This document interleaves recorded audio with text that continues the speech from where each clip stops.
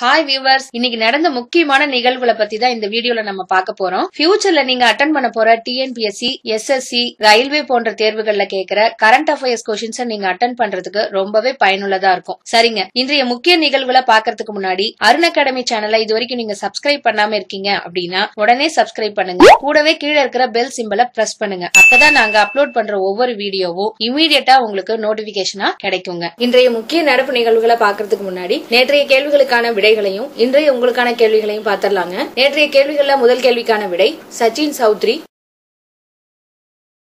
இரண்டாவது கேள்விக்கு கணிதம்.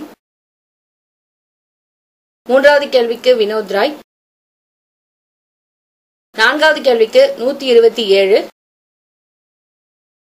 ஐந்தாவது கேள்விக்கான விடை பி.வி. சிந்து. இன்றைய உங்களுக்கான முதல் கேள்வி, காமன்வெல்த் பதக்கப்பட்டியலில் இந்தியா பெற்ற மொத்த பதக்கங்கள் எத்தனை? இதற்கான answer options: option A 198, option B 136, option C 66, option D 80. உங்களுக்கான இரண்டாவது கேள்வி, 2022 காமன்வெல்த் விளையாட்டு போட்டி இங்கிலாந்து நாட்டில் உள்ள எந்த இடத்தில் நடைபெற உள்ளது? இதற்கான answer options: option A Birmingham, option B Manchester, option C Glasgow, option D Liverpool. உங்களுக்கான மூன்றாவது கேள்வி, பூமி என்ற திரைப்படத்தில் மறக்க முடியாத செயல்திறனை வெளிப்படுத்தியதற்காக 2018 ஆண்டிற்கான தாதா சாஹிப் பால்கே எக்ஸலன்ஸ் விருது பெற்றவர் யார்? இதற்கான answer options: option A Bhanu Pratap, option B Aditi Rao Hydari, option C Vinod Rai, option D Bibek Debroy. உங்களுக்கான நான்காவது கேள்வி, எத்தனை வயதுக்குட்பட்ட குழந்தைகளுக்கு ரத்த சோகை இருக்கக்கூடாது என்பதற்காக சபலா திட்டம் தமிழக அரசால் தொடங்கப்பட்டது? இதற்கான ஆன்சர் ஆப்ஷன்ஸ்: ஆப்ஷன் ஏ 14 முதல் 18 வயது, ஆப்ஷன் பி 11 முதல் 18 வயது, ஆப்ஷன் சி 15 முதல் 18 வயது, ஆப்ஷன் டி 6 முதல் 14 வயது. உங்களுக்கான ஐந்தாவது கேள்வி, மக்கள் தொகையில் 75% பேர் அரசு பணியாளர்களை கொண்ட நாடு எது? இதற்கான answer options: option A America, option B China, option C India, option D Cuba. இந்த கேள்விகளுக்கு எல்லாம் பதில் தெரிஞ்சதுன்னா கீழே கமெண்ட்ல ஆன்சர் பண்ணுங்க. அப்படி தெரியலனா 14/4/2018 இருந்து 20/4/2018 வரையிலும் நாங்க அப்லோட் பண்ண வீடியோவை பாருங்க. அடுத்த வீடியோல நானே இந்த கேள்விகளுக்கான விடைகளை சொல்றேங்க. இன்றைய முக்கிய நடப்பு நிகழ்வுகள்ல முதல் கேள்வி, உணவுப் பொருட்களில் கடப்பலம் குறித்து தமது புகாரை அளிக்க தமிழக அரசால் வெளியிடப்பட்ட வாட்ஸ்அப் எண் எது? இதற்கான ஆன்சர் 9440423222. மேலும் இது பத்தின சில தகவல் என்னன்னா, சாலையோர கடைகளில் விற்கப்படும் உணவுகளின் தரம் குறித்து பொதுமக்களுக்கு சந்தேகம் இருப்பின் இந்த எண்ணிற்கு தனது புகாரை வாட்ஸ்அப் செய்யலாம். பின் இந்த புகாரின் பேரில் நடவடிக்கை எடுக்கப்பட்டு கடை உரிமையாளருக்கு 15 நாட்களுக்குள் சீர்கேட்டை சரி செய்ய நோட்டீஸ் அனுப்பப்படும். குறையை சரி செய்யாத கடை உரிமையாளருக்கு ரூபாய் 10,000 முதல் 1,50,000 லட்சம் வரை அபராதம் விதிக்கப்படும் சொல்லிட்டு உணவு பாதுகாப்புத்துறை தெரிவிச்சிருக்காங்க.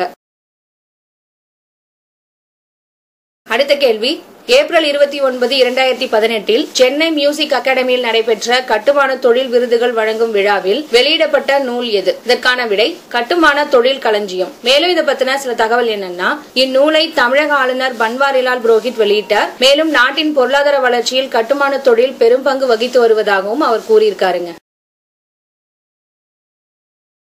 அடுத்த கேள்வி, கணினி மற்றும் செல்லிடப்பேசிகள் மூலம் தகவல் தொழில்நுட்பங்களை பயன்படுத்தி மின்னணு முறையில் நிதி சேவைகளை அளிக்கும் நிறுவனங்கள் எவ்வாறு அழைக்கப்படும்? இதற்கான விடை பின்டெக்.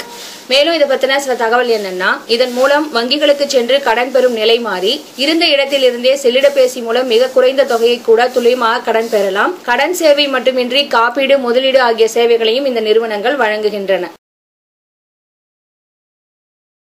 அடுத்த கேள்வி, தமிழ்நாட்டில் ஜவுளி தொழில்நுட்ப பூங்கா எங்கு அமைய உள்ளது?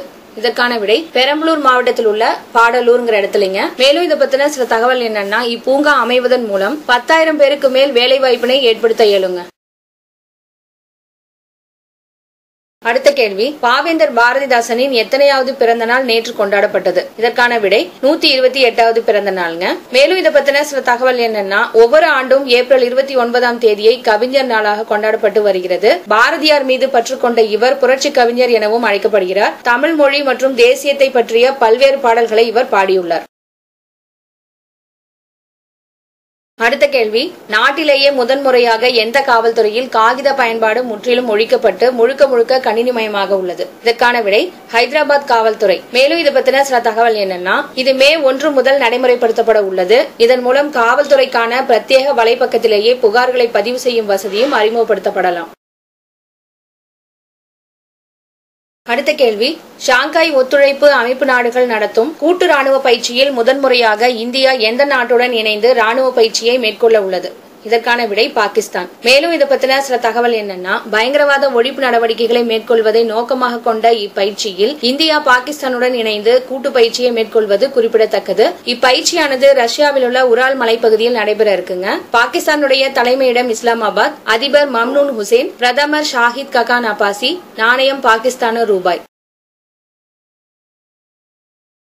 அடுத்த கேள்வி, நாடு முழுவதும் மே மாதத்தில் எத்தனை அஞ்சலக பேமெண்ட் வங்கி கிளைகள் தொடங்கப்படும் என்று மத்திய தகவல் தொடர்புத்துறை அமைச்சர் தெரிவித்தார்? இதற்கான விடை 650ங்க. மேலும் இதை பத்தின சில தகவல் என்னன்னா, மத்திய தகவல் தொடர்புத்துறை அமைச்சர் மனோஜ் சின்ஹா அஞ்சலக பேமெண்ட் வங்கியுடன் அஞ்சலக சேமிப்பு கணக்கை இணைக்க மத்திய அரசு அனுமதி அளித்துள்ளது. இதன் மூலம் அஞ்சலக சேமிப்பு கணக்குகள் முழுமையாக டிஜிட்டல் மயமாகிறதுங்க. அடுத்த கேள்வி, 2018ஆம் ஆண்டிற்கான கண்ணதாசன் விருது யாருக்கு வழங்கப்பட உள்ளது? இதற்கான விடை பாடகர் SP பாலசுப்ரமணியனுக்கும் மற்றும் எழுத்தாளர் மாலன் அவர்களுக்கும் கொடுக்கறாங்க. மேலும் இதை பத்தின சில தகவல் என்னன்னா, கோவை கண்ணதாசன் கழகம் சார்பில் ஒவ்வொரு ஆண்டும் ஜூன் 24ஆம் தேதி இவ்விருது வழங்கப்பட்டு வருகிறது. எதற்காக ஜூன் 24ஆம் தேதி கொடுக்கறாங்க அப்படின்னா, கண்ணதாசன் அவர்களுடைய பிறந்த நாளுங்க, அதனால அன்னைக்கு கொடுக்கறாங்க. அடுத்த கேள்வி, ஜெர்மனியில் நடைபெற்ற ஸ்டட்கார்ட் ஓபன் டென்னிஸ் போட்டியில் சாம்பியன் கோப்பையை வென்றவர் யார்? இதற்கான விடை கரோலினா பிளிஸ்கோவாங்க. மேலும் இவரை பத்தின சில தகவல் என்னன்னா, இவர் அமெரிக்காவின் கோகோ வாண்டவேகை வீழ்த்தியதன் மூலம் இக்கோப்பையை வென்றார். ஸ்டட்கார்ட் ஓபன் டென்னிஸ் போட்டியில் சாம்பியனான முதல் செக் குடியரசு வீராங்கனை கரோலினாங்க. அடுத்த கேள்வி, ஐலாந்தில் நடைபெற்ற உலகக்கோப்பை சேட்டலைட் வாள்வீச்சு சாம்பியன்ஷிப் 2018 போட்டியில் வெள்ளிப்பதக்கம் வென்ற தமிழக வீரர் யார்? இதற்கான விடை பவானி தேவிங்க. மேலும் இவரை பத்தின சில தகவல் என்னன்னா, இதே போட்டியில் கடந்த ஆண்டு இவர் தங்கப்பதக்கம் வென்று சர்வதேச வாள்வீச்சு போட்டியில் தங்கம் வென்ற முதல் இந்தியர் என்ற பெருமையை பெற்றது குறிப்பிடத்தக்கதுங்க. ஜனாதிபதி கியோனி தி ஜோஹன் நெசன், பிரதமர் கத்ரீன் ஜாகோப் சோடிர், தலைநகரம் ரிகியவிக், நாணயம் குரோனாங்க.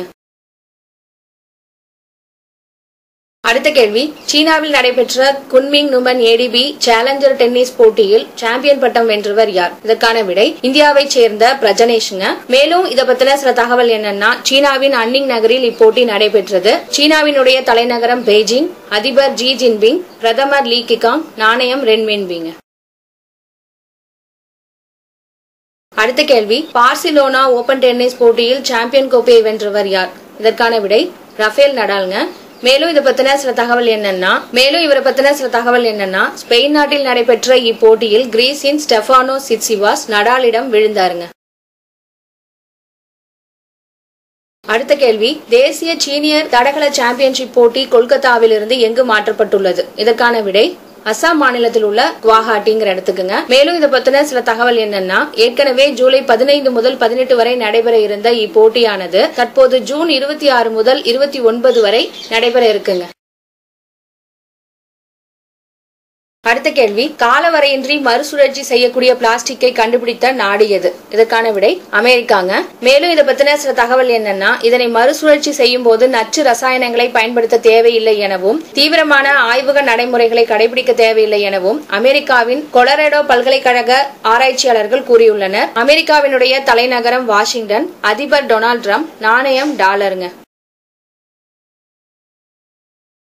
சரிங்க, இதுவரைக்கும் நாங்க சொன்ன தகவல்கள் உங்களுக்கு ரொம்பவே பயனுள்ளதா இருக்கும்னு நினைச்சீங்கன்னா லைக் பண்ணுங்க. அதே போல உங்க நண்பர்களுக்கும் பயனுள்ளதா இருக்கும்னு நினைச்சீங்கன்னா ஷேர் பண்ணுங்க. மேற்கொண்டு இதை பத்தின கருத்துக்களை கீழே கமெண்ட்ல பதிவு பண்ணுங்க. தேங்க்யூ.